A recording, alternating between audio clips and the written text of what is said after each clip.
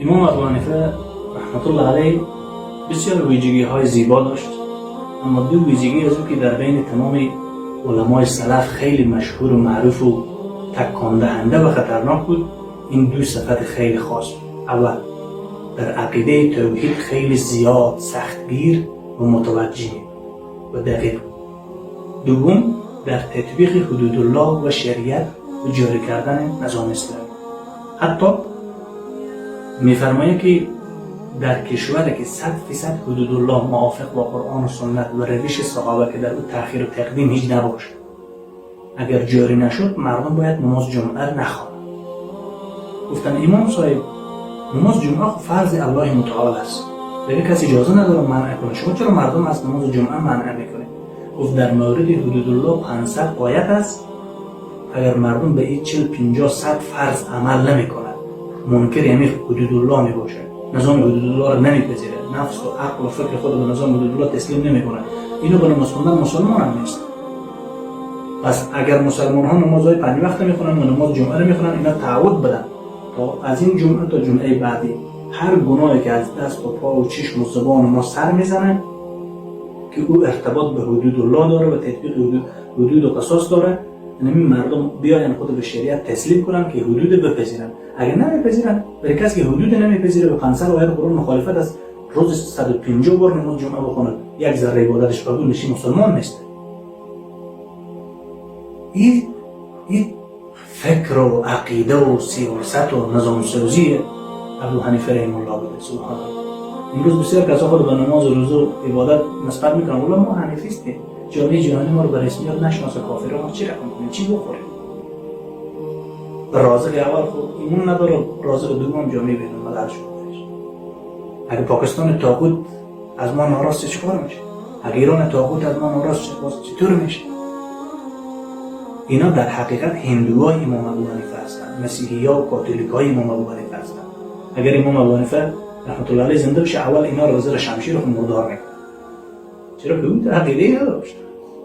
حتی به خلافتی که در وقتش بود برای خلیفه مسلمان‌ها گفت که تو سنت صحابه رو جلو دنبال کردی، ما بس دایی هم به تو اعتراض داد و در همین طور یک نظام که سنت صحابه رو کمی تأخیر و تقدیم کنه، من قاضی نمیباشم. امروز که مردم آیات مطلق قبول نمیکنه، جهاد و قتال و براءت و بیزاری و کفار نفع میکنه، برای کل کفار دنیا وعده میکنن که ما براتون امنیت میگیریم، ما هیچ کسی اجازه نمیدیم برای شما بجنگید. اینا حقیقت در عقیده امام ابو حنیفه چی میشه؟ چی حساب میشه؟ این دوسته خدای ناراض.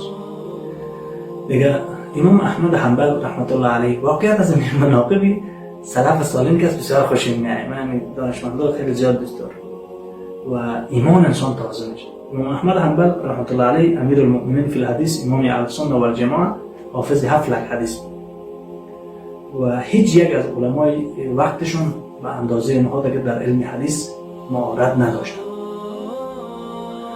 وقتی که اینا زندانی میشن، یک جماعه چند نفر از علما میاد به نزد اینا میگه که امام صاحب لا یکلف الله نفسا الا وسعها لا اکراه فی الدین، مردم نیاز به علم شما داره، به تدریس شما داره، به دعوت شما داره. خیر باشه به همین معتزله و به همین گروه فرقه باطله بگیم که قرآن مخلوق است، مشکل نیست، جبر و اکراه و جایز است. امام احمد حنبل رحمت الله علیه فرمود قرآن نازل شدن قرآن تکمیل شد، نبی صلی الله علیه و سلم وفات کرده، وجود نداره که در کار ما دوباره وحی نازل شد، وحی تکمیل شده شریعت. اگر من این مصلحت قبول کنم بگم که خیر باشه مردم به علم من نیاز داره، میت یک مصلحت بکنم، شاید بعد از مرگ من لک‌ها مسلمانی پیدا بشه که اوی که در تخصص و فهم درست نداشته باشه از اسلام و همین عمل غیر اسلامی و عمل باطل و مصلحت کفری که من نعوذ بالله به واسطه جان خود قبول بکنم و بیای برای من بگه که امام احمد نمیفهمد که تو میفهمی، بگی امام احمد رحمه الله میگه قرآن مخلوق است، من میگم مخلوق است. به این واسطه که کسی از این عمل من تقلید نکنه و کفر و ارتداد داخل نشه و ایمانش از بین نره، من اگر 100 بار شهید شدم و زنده شدم به رد کعبه سوگند است که نمیگم قرآن مخلوق است، میگم قرآن کلام الله است و امام احمد 100 بار قربانی کلام الله بشه. بزرگترین علمای صحابه شهید شدن، دین الله خلاص نشد، خراب نشد.